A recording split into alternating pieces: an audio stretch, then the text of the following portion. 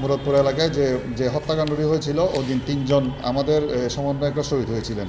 এদের মধ্যে একজন হচ্ছে ফয়সাল আহমেদ শান্ত, একজন হচ্ছে ওয়াসিম আকরাম, আর একজন হচ্ছে ফজলে রাব্বি।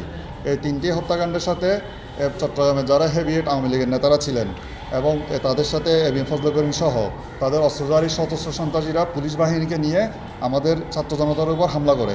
ওই হামলার প্রেক্ষিতে ওই দিনই 3 জন ছাত্র স্পট ডেড আমাদের সামনে, এবং এই তিনজন ছাত্রের হত্যাকাণ্ডের ব্যাপারে যেটি আমরা ট্রাইব্যুনালে অভিযোগ দেওয়া হয়েছিল সেটির প্রেক্ষিতে তার আজকে একজনকে এই এবিএম ফজলে করিমকে ওয়ারেন্ট আনা হয়েছে।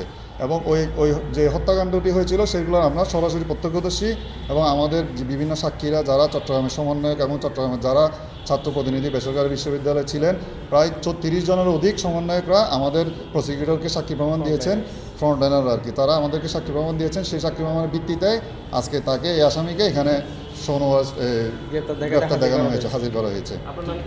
আমার নাম আব্দুল্লাহ মামুন। আব্দুল্লাহ মামুন।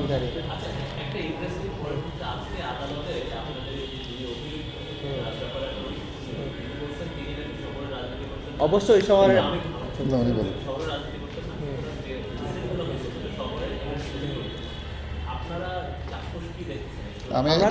আমি বলি, এটা হচ্ছে যে ওনার অবস্থান হচ্ছে চট্টগ্রাম শহরে কোতোয়ালি থানা পাথরঘাটা ওনার বাসভবন যেটা আছে সেখানে। উনি যদিও একটি উপজেলার মানে সাংসদ, কিন্তু উনি অবস্থান ছিলেন যে চট্টগ্রাম শহরে।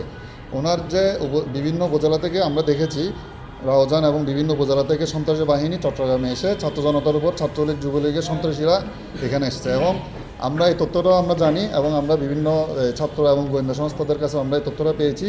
তার চট্টগ্রামে পাথরঘাটা বাসভবন থেকে ছাত্রদের উপর হামলা করার জন্য অস্ত্র সাপ্লাই দেওয়া হয়েছিল।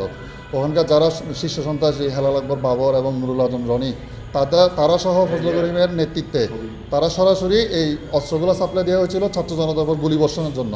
এবং আমরা যে জিনিসটা দেখেছি তার বাসার মধ্যে এই গোপন মিটিংটা হয়ে যেদিন হচ্ছে 16 তারিখের আগের দিন রাতে তার বাসার মধ্যে একটা গোপন মিটিং হয়েছে, এবং পরের দিন থেকে আমরা দেখলাম যে বিভিন্ন উপজেলা থেকে সন্ত্রাসীরা এসে ছাত্রদের উপর ওখানে 16 শহর এবং যেটা মুরাদপুর জংশনটা ওনারা পুরো দখলে নিয়ে নিছে, এবং সবাইকে এখান থেকে তারা মানে অস্ত্র দিয়ে বিভিন্ন পুলিশ বাহিনী সহ আমাদেরকে এখান থেকে বিতাড়িত করছে।